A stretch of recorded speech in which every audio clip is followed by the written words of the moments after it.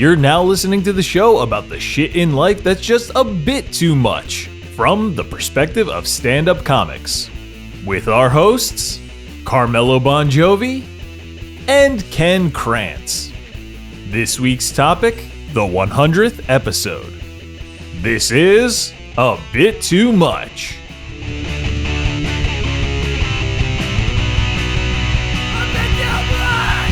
Well, Ken, this is 100 episodes. They said it couldn't be done.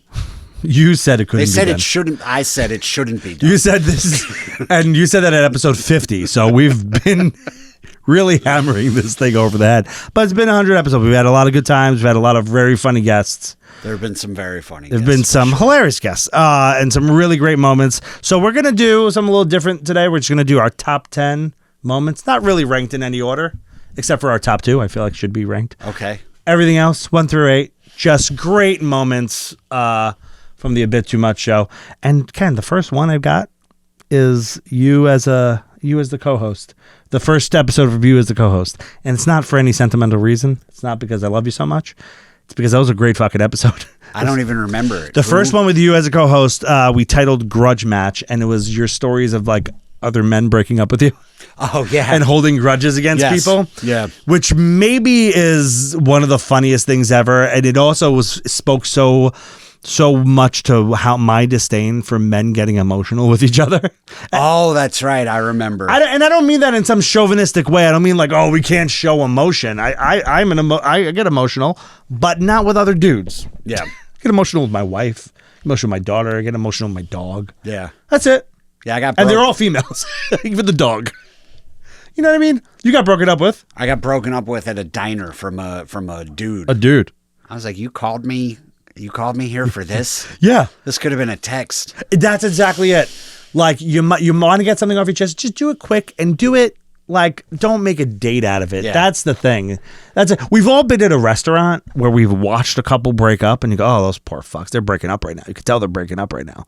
Like, a couple. Yeah.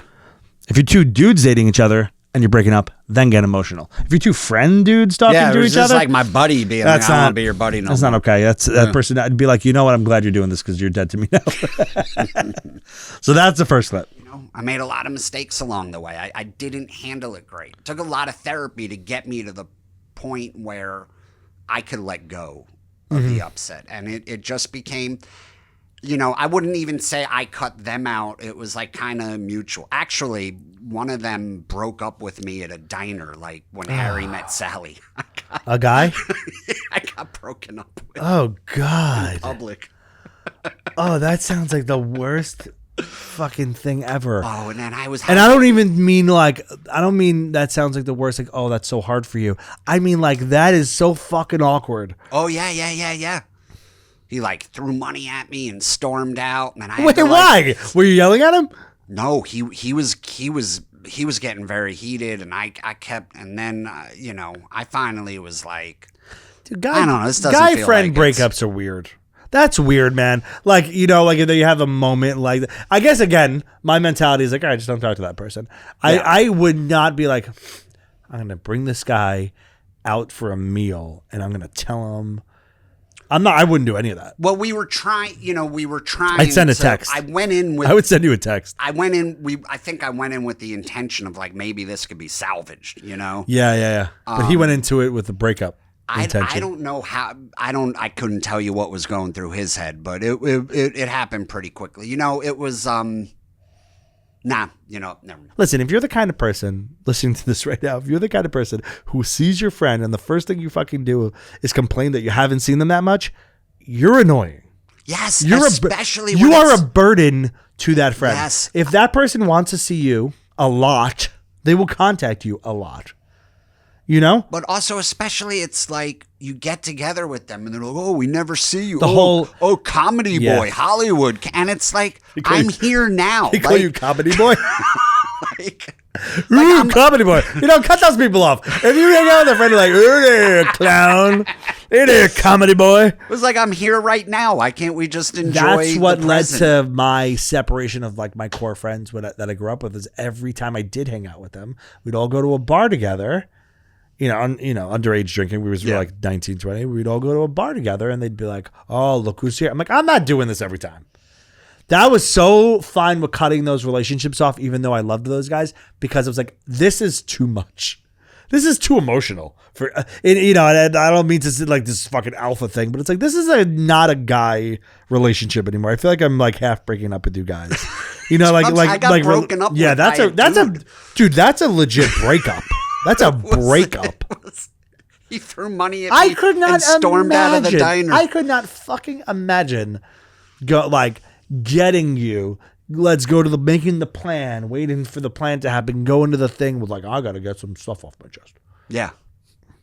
You know what? Listen, I'm okay if you've known someone a long time and it's a deep, close friendship, and it's like sometimes you do have to sit down and hash shit out and clear the air. That's me.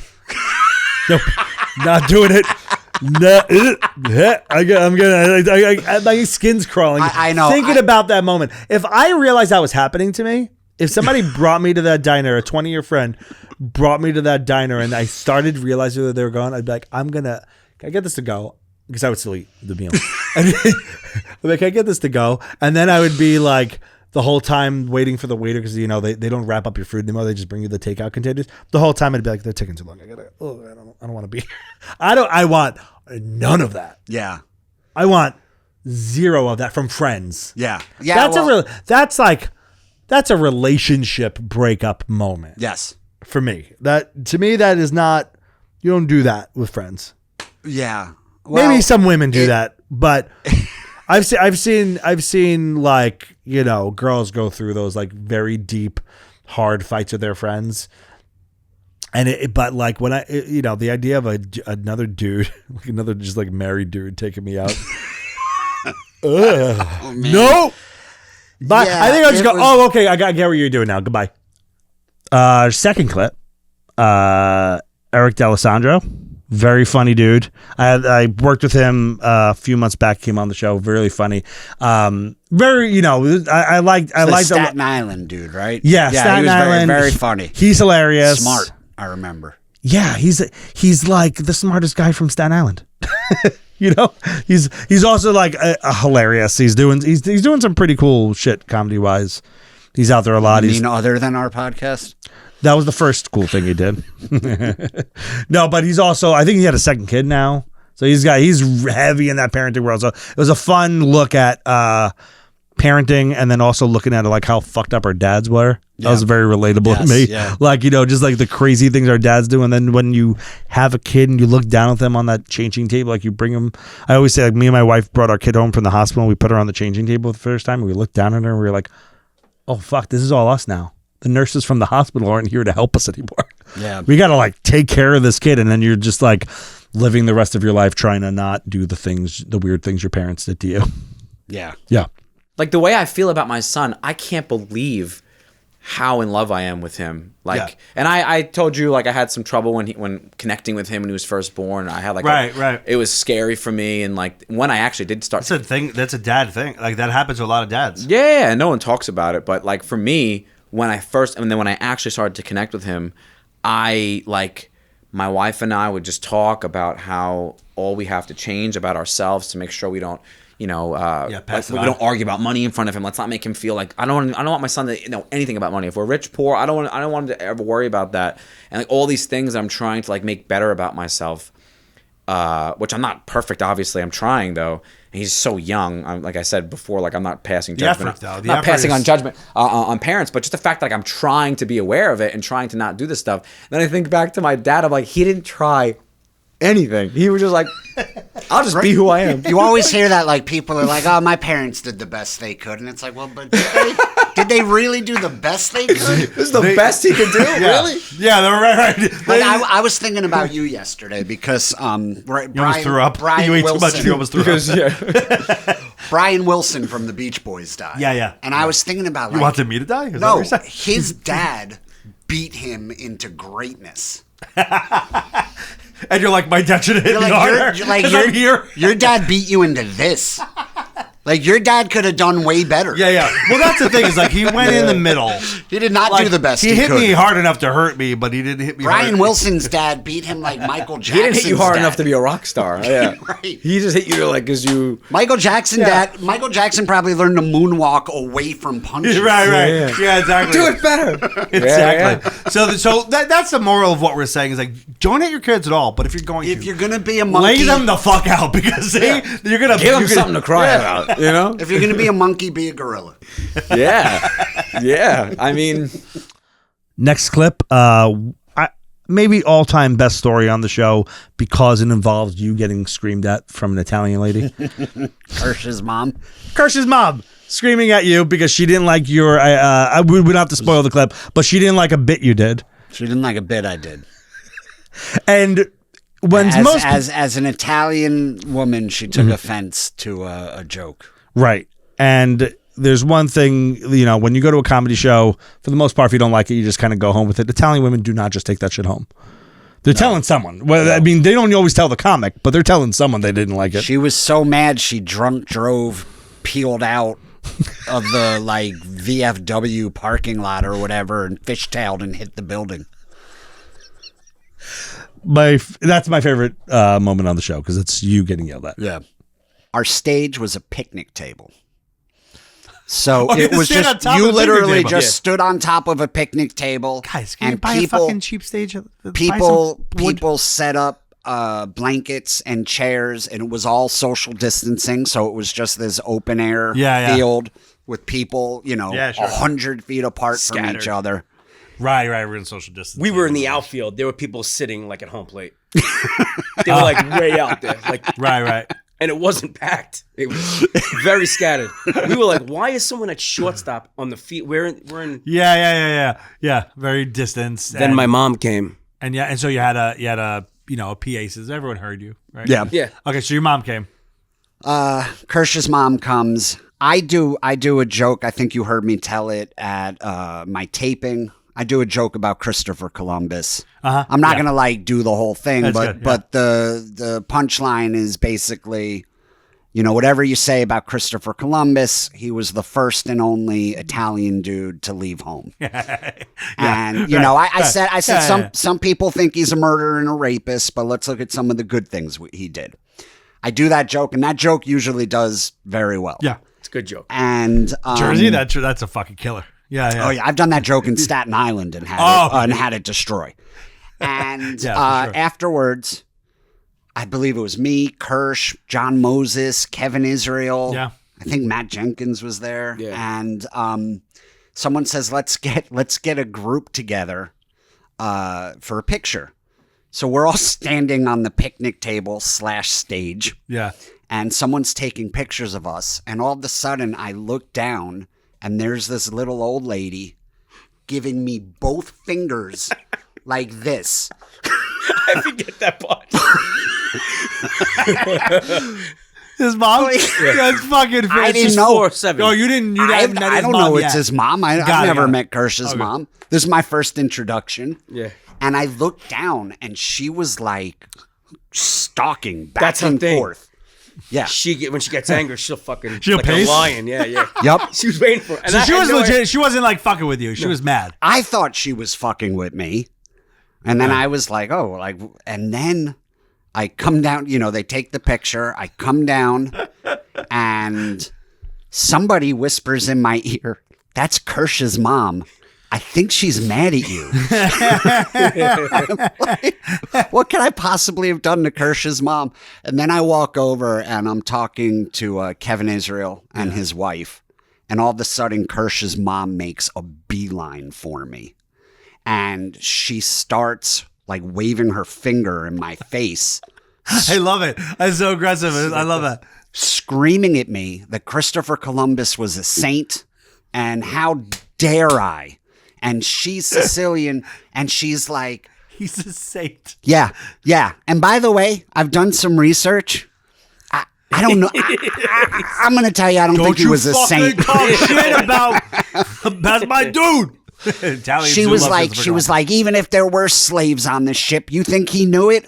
And I'm like, yeah. All right. Well, it's one thing to say they weren't his, which they were, but it's another thing to say he didn't know. That's what I'm saying. I'm like, what do you think? He was just up there, like on deck, like, oh, what's all that singing down Like below? it's a Carnival cruise, and Yeah. you don't see what the Right. what the help is doing in the Right. below decks. Yeah. He's just wondering, like, where are all those Negro spirituals coming from? yeah. So Someone's playing some great music out here. she's like red in the face, screaming at me. There Really is mad, really Oh, angry. there's pictures. Someone started taking. I got my favorite picture. Kevin Israel has a video somewhere. So all this, I knew I was in trouble because I turned to like look at Kevin and Ashley. Like, can you believe this? And they were now 50 yards away. They backed all the way up and just started recording. Yeah, as I should. And now, As it should. and now I'm alone getting screamed at. That's great. Then Kirsch comes over, and he's like, oh, "Okay, Ma, okay, that's Yeah, enough." yeah. I That's calmed enough. it down. I gotta calm down. And then Yeah. I took me and her started walking towards the front. Yeah, she's like that piece And of then shit. I had to put a whole bunch of shit away. I was very busy. And I just lose my mom. I'm like, oh, she's doing whatever. I turned back around. She went back at him. I saw it too. I saw John like escorted her away, and then I saw her in front of the fire department. I saw her That's stalking fantastic. back and forth again. And then she didn't give you I had a enough of her. feeling. I was like, I don't think this is done. Yeah, because you know what? You stopped her. And a Sicilian is not done until they see blood, either metaphorically or physically, or actually literally. She wasn't. You know what I mean?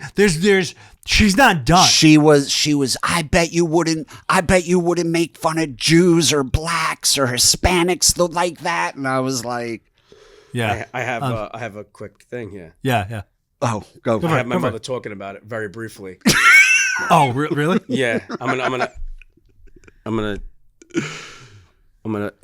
I'll let this play. You're not gonna be able to see it, but you'll.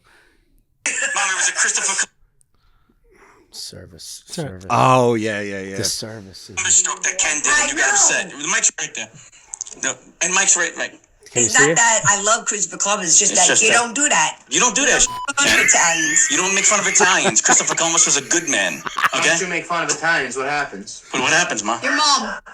What happens when you make fun of an Italian? Bye. What would Grandpa have done? What's happening? Well, shoot you with a little teeny gun that's kept in the Now we decided to see the mob grandfather. My father's He's gone, dead. so He's I'm dead. gonna say it. She's like, my father's gone, so I could say it. Our next one is Jim Florentine on the show, talking about breakups, talking about rough break. He has one of the funniest stories I've ever heard about a breakup, in the way he handled it, the way he went into the relationship, the way he exited the relationship. This is his early breakup. Yeah, that was a very funny story. Yeah. Jim Florentine, always hilarious. Well, I always tell women when I get in a relationship, I go, listen, if you're not happy, if you're unhappy in the relationship, just leave. Just tell me and leave. Yeah. I'm not going to hold you fucking hostage if you don't think this is working out. I'm a big boy. I can take it. Yeah. I'll never forget the first time I ever moved in with a girl. I needed to be New York City. Me and Jim Norton were going in the city all the time. He lived in like North Brunswick. I was in like Old Bridge or whatever. Right. It was an hour back and forth. They're trying to go in like 3-4 days a week to show our face at the comedy clubs to get past. Sure. So at some point, I'm like, I got to get closer to the city. This is too much. So I had this girl I was dating. She lived in like West New York, Weehawken, like right outside the Lincoln Tunnel. She was looking to move out of her parents' house. I was looking to move out. So we're like, let's get a place together. I'm like, perfect. But then I'm like, man, I never lived with a woman before. I don't know how this is going to work out. So I searched so I could find one with a 6-month lease instead of a year. I'm like, I don't want to be committed that much. Right. You were testing. Yeah. So I got a 6-month lease, and right away It's like a she pilot. questioned. You were running a pilot. Right, yeah. Right, yeah, I gave her a pilot. Here's a pilot episode. Let You me see what's greenlit gonna a pick pilot, up. Yeah, I'm not going to give you 12 episodes right off the bat. I don't know you. Yeah. I remember I only bought like a weekend's full of clothes the first week. I bought like a little suitcase. She's like, where's the rest of your stuff? Like, yeah, I'll get it. I'm like, I don't even know if this is going to make the weekend. Right. I'm not lugging all my shit up here. An hour in the car, putting all this shit in there. Yeah, that's, by the way, maybe a red flag. If the person you're moving in with only brings a fucking a weekend bag. If they only like bring just a in weekend. case. I'm sorry, is that a gym duffel bag you've got there? So it was funny because like about 5.5 months into the relationship, I thought we were getting along great. Yeah. Our landlord lived upstairs, right? So one morning, I'll never forget, I'm sitting, it's Saturday morning, I'm looking at the New York Post, I'm reading it. She goes, hey, can we have a talk? And I go, yeah, what's up? She's like, yeah, I'm not happy. I'm like, really? Why? She goes, yeah, I'm not happy. I'm like, oh man, really? She's like, yeah. I go, so what does this mean? She goes, yeah, I want to break up. I go, okay. I'll go upstairs and tell the landlord. I just got right up, didn't even argue with her. Went upstairs and said, hey, listen, we're moving out. Well, you said 5.5 months out of 6 months. Yeah. Like, it was basically coming crunch time. We're going to renew or not. She didn't do it because of that, so I just went up there. I go, listen, we're moving out. But your mind was there the whole time. You always had that 6 month contract. No, but she said, hey, I'm not happy. I'm like, all right, the relationship's over. I'm not going to fuck. Yeah. I'm not fighting. So I go, so I went up there. I go, listen, we're moving out. I wanted to give you some time. You're a great landlord, and it's just not working out. But he goes, okay, no problem. I come downstairs. She goes, what'd you just do? I go, just told the landlord we're moving out at the end of the month. She's like, you did? I go, yeah, you just told me you weren't happy. You want to break up. So I got to give the guy notice. Yeah. She was fucking furious. She didn't know what to say after that. I don't know. I guess she wanted me to fight and go, no, what do I have to do? You didn't seem sad. You were very... I just called her bluff. I go, okay, I'll go upstairs. Didn't even think about it. Went right up there, told them, came back. I just told them we're moving out. But that's such a difference between like the female and male brain.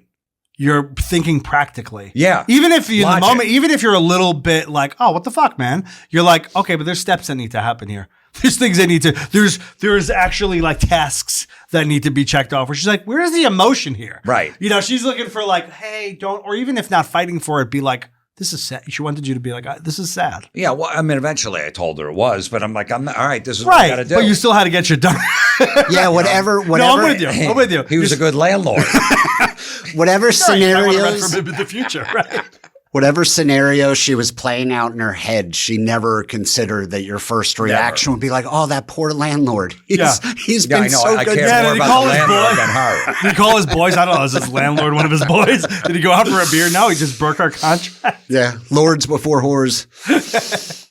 KP Burke, one of our buddies on the show, KP Burke, who's also a dad now. Yes, he's just had a kid. Yeah, new dad. Yeah. So now he's a stepdad and a dad. Now he's got your life. He's stepdad and a dad. Yeah. And but the first time he came out to the show, he did in very KB Burke fashion, told us about a bunch of like real tinfoil hat conspiracy theories. Shit that's the thing about KP's knowledge is like he knows they're not textbook highlights. He knows the weird shit. He knows, yeah. He knows like things about like an ex-president's like STDs, he knows shit about what, like cabal shit, like secret organization conspiracy theory shit. He knows about like weird ailments. So it's always funny. It's always fun having KP Great on. guest. Yeah. There's a sex tape involving J. Edgar Hoover. And I was like, I was like, oh my God, if they have this guy having presumably gay sex, right, and this is the head of the FBI, like that would have been the biggest scandal ever because the guy's been in power since Coolidge, right? And again, like we don't realize how far in a very short period of time we've come in terms of gay acceptance. Right. Right now, you just be like, yeah, of course he would. Why right, like if that was released now, it would have zero impact. Yeah, the only way it would be like, cool. Yeah, it would be scandalous if it was monetized. That would be where the scandal would come. Yeah, it would be like, don't shame him. Don't shame J. Edgar. Right. He's clapping cheeks and handcuffs. But the sex tape wasn't of him. It was, they were investigating this woman named Inga Arvad, who was like a smoke show Danish reporter, like the Megyn Kelly of Denmark. And so she, I think they all look like her over there, though. Actually, maybe that's not a. Maybe she was just like the girl next door in Denmark, but they all look the same. Right. Yeah, Megyn Kelly is the them. Exactly. Yeah. But she got invited to the 1936 Olympics and got a one-on-one interview with Hitler, which was super rare at the time. And so they're tracking her, and then when she's in America, they think she's a Nazi sympathizer, and they think that she's got ties to Hitler, and they start following her around, and she's hooking up with a young naval officer in a hotel room. And they don't have footage of it. They have audio recordings of the sex and everything. And it's maybe some pictures and stuff like that, too. And they keep following Inga Arvad for years. They realize, all right, she's not actually a Nazi sympathizer, but they kept the tapes. They're not going to burn these. She's hot. Yeah. They're like, yeah, we're going to keep these. We got news. Fuck, though. Yeah, that's awesome. Turns out because shortly thereafter, like the name was already established, but they didn't understand just how powerful JFK was going to be, and it was JFK on the sex tape. So he was the young naval officer. He's like, you're getting fucked by JFK. Like, how do you know? Like, just his voice? Is there anything identifiable that they were tracking him at the time too? Because I think they were at the time they were like, oh yeah, Jack Kennedy's son, who's in. He was like, they were bringing him in early on. If you want to talk about like the idea of a deep state, like they were bringing him in. For like different talks with different dignitaries and stuff like that. Sure, like seating him. Yeah, he was a handsome guy, came from a wealthy family, and then J. Edgar Hoover, like I think Kennedy was sitting there, goes, yeah, and I'm gonna have the true power here, and I'm gonna be the conscience of America, and these 3-letter organizations aren't gonna be able to control us, and I'm gonna be able to expose a lot of the things going on in secret. And this is JFK saying this. This is him saying this because he took over for Eisenhower, who said Eisenhower's farewell speeches about the military-industrial complex. So that's he's talking about all the shit that we're dealing with right now with the idea of Blackwater, Vanguard, all these other things. Yeah. So long story short is that I think Eisenhower said that stuff. JFK is like, all right, there's a lot of truth to what he said because I'm also a military guy too, and I'm getting a little bit nervous about all this weird stuff going on that we're not really Operation Paperclip's going. He was going to talk about things that he could expose, and then Hoover's like, listen, I have a sex tape of you banging a Nazi, and you're not going to say shit ever about what I do, right? And then he goes, yeah, Hoover's cool. We'll let him do what he wants. Everybody else is a dick though. Another one is. This one was a cool one for me. I'm sure for you too. You knew him personally going into it, but being such big Clerks fans, Kevin Smith fans, and also being so connected to the universe, right, through a shared universe. Brian O'Halloran. Yes. There were some really cool Clerk stories there that I definitely not things I've heard. He's one of my favorite people. Super nice guy. Good dude. Yeah. I think you just hit on something though, because while we were talking and I was talking about how that film couldn't get made today. And then I was thinking I'm always seeing these lists 90s films or 80s films that are problematic now, that haven't held up, that are cringy. And I never see Clerks on that list. I'm always seeing other movies and I never hear about how it would be problematic now. And I'm thinking now because there is such a sweetness to that movie that it's we also have the protection of the U.S. government since it was part of the Library of Congress now. Oh, wow. Right. That's right. We're in the collection of their movies. They bring in 10 movies a year, and we were one of them. When you heard that, what went through your mind? It just confirmed this country's in a downward spiral. This can't be what the Library of Congress is. It was cool. It's to know that, listen, if the nukes should fly and everybody gets hunkered into that bunker somewhere in the Colorado mountains or whatever, this is one of their choices of entertainment. Honey, what do you think? 1994? Sticking fart jokes? Citizen Kane or Clerks? Right. It's like that Twilight Zone episode. Crazy. That Twilight Zone episode where the guy all he wants to do is be left alone with his books. Did you ever see that episode? Yeah. And then his glasses fall and break, and he can't read his books. That's going to be someone with just Clerks in their head. I'm proud. I'm proud of the fact that, listen, I did something that even the government approved of. Finally, when you were making when you're shooting that around when you're in New Brunswick writing that, do you is it even a thought in your head hey, 30 years later this is still going to be a big deal? We're going to get 2 sequels out of it. Literally, Kevin was writing Clerks in the video store, the RST video store next to the Quick Stop. So he wrote that script while being the counter jockey at the video store. That's when he wrote it. And I was living in New Brunswick at the time with a bunch of roommates who were all going to Rutgers University. And when I went down to audition down at First Avenue Playhouse in Atlantic Highlands, and got the role and came back and was reading it to friends, oh my God, you'll never believe this script. It was during the 1993 NBA playoffs. The Knicks were in the playoffs, and they're all in the living room watching the playoffs. I'm like, dude, you guys, you got to listen to this fucking joke. It's hilarious. And they're like, shut up, man. Ewing's at the free throw line. I'm like, he's going to miss. It's not going to make a difference. No, listen to this joke. He had to have missed. I wasn't there, but I'm sure he missed. To think that you didn't have the foresight to know what Clerks would do one day, but you had the foresight to know that the Knicks were never going to win the championship. So to see that I was holding something in my hand that was eventually going to be in the Library of Congress. We got to do 10 of these? 4. We're not even doing the full show. But the 10th one is you walking out and never coming back. That would be my top one. That would be your number 1 through 10. Joe Fernandez, which we titled the episode "Old Timey Joe." The last time he was on, I get such a kick out of the idea of Joe Fernandez going bald early, shaving his head, and being like a kid. Yeah, being a young bald. Also, one of the nicest guys. Maybe one of the nicest guys in comedy that I know. Yeah, absolutely. Right, and then just the stories of him losing his hair. The way he found out and then shaved his head and he had a weird mole on the side of his head and the stories behind. Yeah, like some guy came up and like flicked it or something. His yeah, mole. like online at a donut. Yeah. But then he's also got like an old world thing about him. So the idea of like young Joe, people thinking he's like 80 when he's 20 is very funny to me. And I got my mouth washed out with soap. And that's some old timey punishment.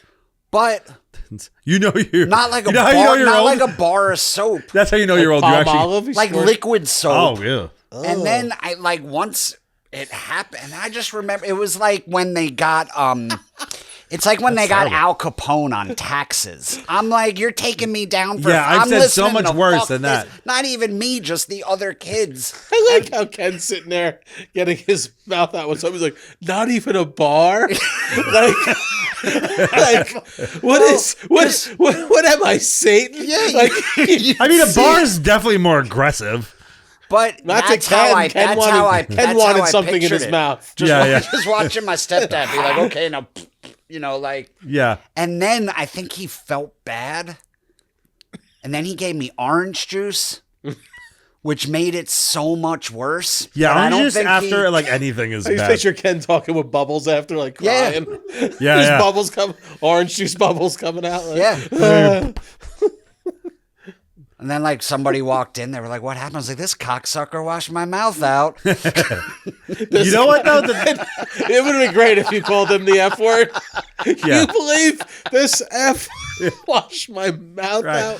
You know what though? In the 80s, no form of punishment was a shock to anyone. Like if you went to school and said, my parents washed my mouth out with soap, or if you went to school and said, my dad hit me, or if you went to any form of punishment besides if you came truly fucked up. If you just told people that your dad did any of those things, they'd be like, yeah, well, dude, what'd you do? I went to the same high school as my dad.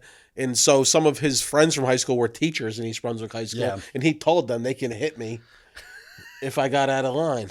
Like Harry Morris, the gym teacher. Were they inquiring about that? It was just something. I don't know if they meant he took it upon himself. Yeah. Can I hit the bald kid? Listen, when I was this is how crazy. I don't even think he's a kid. What's this grown up doing here? And he's talking weird. He was like, look at these broads. Can I hit the old kid who talks like an old man? Look at these broads. Joe's bald. Someone's got to smack this kid. What is he talking about out there? So fucking Joe's fighting with kids at school. Like, why don't you take a long walk off a short pier? Old timey Joe. Oh my God. Raph Fernandez, who was recently on the show, is another Dojo regular. Yes. Is that right? Yes. Okay. Maybe some of the grossest stories I've ever heard and some of the hardest fucking laughs on the show I've ever had were him telling those nursing home stories. Yeah. I laughed so fucking hard during that episode. That lady had a prolapsed vagina or something. There were old, long 2-foot balls. There was prolapsed vaginas. There was the idea that you can elope, which means escaping a nursing home. All terminology I did not know. I knew none of these things went on in nursing homes, and maybe some of the hardest laughs I've had in the past year. Yeah, that was a great one. Exactly. I would be bad at that job. I would probably last one day. Yeah. No, I would not be able. I'd be in the room like, I got bad news because you're going to keep laying in that shit and I'm going to be out of job. So looks like we're both. This is equally bad on both of us. Looks like we're both fucked. Like, what? We're both going to be covered in shit? And they're like, where am I? Like, yeah. I never thought of that. You got to like learn how to lift a person. Absolutely. Yeah, lift them correctly so you don't injure them more. It's a bunch of shit. But yeah, man. Just pull them by the neck skin like a cat. Yeah, there you go. Put them in your mouth. There's usually a lot of extra neck skin. Yeah, I know. Extra everything skin. Dude. Dog, I never knew balls could go that low. Really? It's like unreal, cartoonish, bro. Okay, if you're talking about the way balls normally hang, how much lower are they going? Dog, we're talking like a good foot. A good foot. And some change. Foot. Easily. No, like a legit foot. A legit foot. Wait, like a ruler. A ruler. It might be 2 feet. Like I've seen this one guy's balls. It's not 2 feet. Dog, you will be. That's not 2 feet, by the way. You're insane. You're an insane measurer. Like this is a foot. Yeah, that's a foot. You're like, dude, there's no way. This is like a foot. I know that you tell your wife this is 6 well inches. Done. This is a foot. All right, this is a foot. That's hilarious. Okay, that's a foot. Yeah. I'm with you. Yeah, double dude. that, right? Yeah, dude. That's about it. That's about right. A ball sack. That's about right, dog. That shit. He would have a commode. A commode. You put a commode on the toilet. That way, you don't have to bend that far down to shit. What do you mean? You don't know what a commode is? Only in the Japanese sense. What do you? Komodo drag? No. All right. So there's a toilet, and then there's like a stand with like a toilet stool. seat. Yeah. Like a squatty potty? Yeah. But it's like it's the opposite of a squatty potty. It's like my wife used one of those. It's a city shitty. It's easy to sit and shit. And this, so it's like, here's the toilet. Like, the toilet's like right here. The commode is right here. This dude's balls were in the water. In the water like a fucking cup of tea. Crazy, That's dog. Crazy. I swear. Did he have a disease? Wait, but how big? I asked one of the nurses. Elephantitis? Because the dick doesn't get bigger. No, right? It's not unfortunate. Ain't that some bull? I think that's what. I think it's like connected because your dick gets smaller while your balls get longer. The balls, the smaller the dick. Oh, it's one of those. Like one of those noisemaker things that go in. It's like if you're like cleaning yourself with a towel. Shorter on one side. Well, it's like a lifelong battle with gravity, right? Like, yeah. I asked one of those, like, how did that happen? He was like, he probably just kept tugging on it. I'm like, what are you talking about? Tugging on taffy? it? Like it just gets longer every time. Crazy. Dude, that's gross. Like, so every time this guy sits, he might sit on his balls? Oh, he's like legitimately every time on his balls. That's why old people are cranky. They're not mad. They're just sitting on their balls. Yeah. They're like, I fucking hate this shit. I just took a shit on my balls. I hate. Yeah. Get the fuck out of my face, dude. That's fucking horrifying. I get annoyed if I shit and the water splashes on my ass. I'm like, I gotta. I get so mad. Just imagine your balls are just always in the toilet. Imagine the water hit your ass because your balls fell in. But if they're that long, you can just lay it over your lap. Like just throw them over your shoulder. Yeah, just. Yeah, dude. You put them on the toilet paper roll. just hang there for a minute. It won't be a. And then the last two, I would rank these 1 and 2. They're kind of connected to each other in a way. One of our favorite guests on the show, a good friend of ours, Mike Sicoli, who's on the show pretty often. Sometimes he comes on the show and goes, hey, I want to talk about ghosts. And then he doesn't talk about ghosts. He's like, I got my ass eaten by this older lady once. Yes. Or I had sex with a woman with cerebral palsy. He had trouble with that clip, with the ass eating clip. He had trouble with that clip because the people reaching out, it was all gay dudes like, hey. He's like, you didn't enjoy having your ass eaten because you haven't had it done right. Right. And there was a bunch of dudes offering to eat his ass. Which makes it even better. I was like, "Come on, man!" My favorite moment though is him singing Cher. He was so confident about his Cher impression. Yeah, and he just sounds like he has something wrong with him when he's singing. Like he sounds like he has a disability when he's doing the Cher impression. But he was so confident, and the weird thing is like nothing in the conversation was about Cher. He was like, "I got this thing. I got to show you guys." This is not a person doing an impression to be funny. This is a guy who really believed that he was doing a solid Cher impression. I didn't think it was as bad as you thought it was. Like I thought it wasn't, but it wasn't. It was better than I thought it would be. Yeah. Yeah. I'm with you. But it wasn't like, I mean, it's not like he can be a Cher impersonator. I think he could. He could do anything he puts his mind to. Mike's an ambitious dude. He could do it if he wants. People are pissed at the new one. Why? Because in the original, there's a character, and his name's Snape, and Alan Rickman plays him. You guys know who Alan Rickman is. Yeah, of course. And now it's a black guy. People get so mad at that So people shit. are like pissed at it. Furious. It happens with comic book movies all the time. People are like, and it's funny because what they'll say is that it's woke. That's their go-to. Yeah. This is some woke shit. I'm like, these are all made up The characters. backlash was so bad that I think he's not going to be Snape now. I think. Is that right? Or No, he's still going to be He is going to Snape. be. Okay. They're going to call him Shaft. Wesley Snape. Literally go fuck yourself, Ken. It's such a. I wonder Wesley what he's Snape gonna, and he evades his taxes. That's his big I scandal. wonder what in he's the going to movie. sound like because Alan Rickman's got like such an iconic voice. Yeah.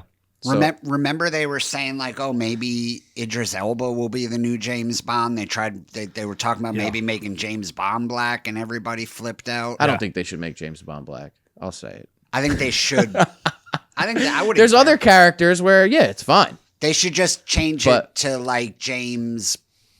Word is my Bond. It's Word is Bond. Here's the reason why. Wow. James denied Bond. Here's the thing: if it doesn't affect, Are you fucking kidding me? Oh man. You have. But I'm all for it. I'm all for it though. oh shit! Snape was like Alan Rickman used to be like hello. He used to turn to page 394. But the video guy was probably just the And guy now would just do an impression of that. Probably. Now the new one's gonna be like turn to page 394. That's the same voice. motherfucker. The same voice with the motherfucker. How would it sound if Cher did it? Oh yeah. I could do. I don't want to. I could do a sick Cher impression. I just want to. All right, for what? You know what? Do it. Do it first because you said this before we started, and we were like, "What?" You were like, "I got something we could talk about." It's like a show topic. I do a great Cher impression, and Ken and I were like, "I'm sorry, telling you. what?" I've done it. Do you do Cher in like regular conversation, or does it have to be Cher? No, things? it has to be her in Cher-ish. song. Yeah. Oh, it's singing. Yeah. Oh, please do. You know how like Beyonce's like when I turn into when I'm on stage, Sasha Fierce. You ever hear her say she that transcends shit? and she becomes a different thing. I'm about to turn into Cher right before your eyes. Yeah. Okay, you ready? Yeah. Okay. No matter how hard I try, you keep pushing me aside and I can't break through. There's no talking to you. I'm so sad that you're leaving. I need time to believe in. 'Cause after all that's said and done, you're gonna be the lonely one. Oh, That's I told you, bro. Just turn right into Cher. It's kind of your Alan Rickman, but it was kind of the same voice. Good too. I would say this is 1 and 2 kind of connected to each other.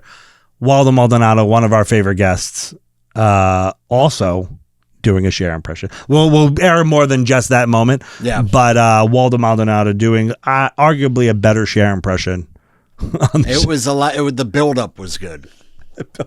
Do you know how mad Sicoli got that we were like, this is better than your impression? He's like, fuck you guys. That's how I know that Sicoli actually believes in his Cher impression, that he then got mad that we were saying that Waldo's, which was ridiculous, was better than his. Yeah. I can't wait to talk about this to not my therapist. I'm going to call Sicoli and I'm like, what the fuck, dude? Dude, if the fuck is your problem, if Sicoli's your therapist, just actually kill yourself. That man. I mean, we try not to bring him up, because like we don't want to promote him. Yeah, He's in here every other week. But man, he's always here. What a fucking idiot, What a just absolute. He puts so much more effort into this show than I do. Like he shows up prepared. Well, sometimes his preparation is odd, but it's prepared. Yeah, Have you heard his Cher impression? if I had $1 per time I heard him talk about the Cher impression that he did here, I would have probably $6, I think. But it was. He's obsessed with. He really does. By the time this airs, that clip will have been out there. Yeah, I need to see this at this point. I think it comes out tomorrow. By the time this airs, it will be out there for a few weeks. But yes, but in actuality, we were asking him like, "Hey, what do you want to talk about this week?" He's like, "I do a good Cher impression." I'm like, "No, that's not." Oh, so he brought it up. Yeah, we're like, "You want that to be the topic?" No, you want us to talk about your Cher impression for an hour? I'll show you the clip before you go. He legitimately feels like he does a great Cher. This is not a joke. He's told yes, but to me it seemed like I do a sick Cher impression. But to me, the way he framed it was that it was y'all were riffing and like he just did a great Cher impression. Let me tell you how much bullshit. And now he found out that he could do a great Cher impression. Let me tell you how much bullshit that is. He wanted it crowbarred in there. He said it before the mics turned on. We said, "What do you want to talk about?" Maybe it was just how he framed it for me, but it seemed like. He found out through this podcast that he could do a great Cher. No, he brought it to us. He's clearly been doing this for years. Maybe he has select people he does it with. Because he's like, I do a great thing. And I was like, what do you mean? Is it like in conversation? He's like, no, it's got to be like a song. I'm like, oh, it's a song. And then he goes off and man, it's weird. It was funny. He kind of sounds like Kermit a little bit, but it's like it's not horrible, but it's you can imagine Vinnie Brand doing a Cher impression. Hold on. Exactly fucking it, dude. Got it. Yep. Clocked it. I didn't want to say this, but I could actually do a really good Cher impression too. I think you should do it. Do you have dueling Cher impressions? Yeah, I could. So Scully did to the song "Believe in Life After Love." Right. Yeah. Okay. Yeah, and I could do it if you. Yeah. No. I would love. I think. Let's see. We'll compare them. We can play them. Yeah. Okay. Sorry. And this is just off the. Yeah. It's off the dome. Yeah. All right. So this is Cher of Sunny and Cher. Yeah. Right. Of course. R.I.P. R.I.P. It's not time Cher. This is Cher. Cher. Had some hits in the late 90s, 2000s, probably. Yeah, and much before that. That was like 90. If I could turn back time. Yeah, that was like late 90s, 2000s, probably. 2000? 2002, maybe? Something like that. Yeah, about 2002, yeah. So now I would like you to turn back time. Yeah. Sorry. Bring the Cher impression. Was Turn Back Time 90? I feel like it was 90. Was it 99? I feel like it was late. It could be late. It was in the. No, I'm with you. Ignore him. Maybe 99. It was probably 90s. Yeah. Okay. Here we go. Shoot. Sorry. Okay. Here we go. Do you believe in life after love? And that's just something. That was. Can I tell you? Can I tell you how much better that was than that's just Sicoli's? And that's just me off. I've never tried it before, but I feel like that was very good for a first time. That was pretty literally the first time I ever tried a Cher impression. Because your buddy you gotta do this. Yeah, you get the faces clearly practices in the faces car. are part of it. Did he do the face? Did he do?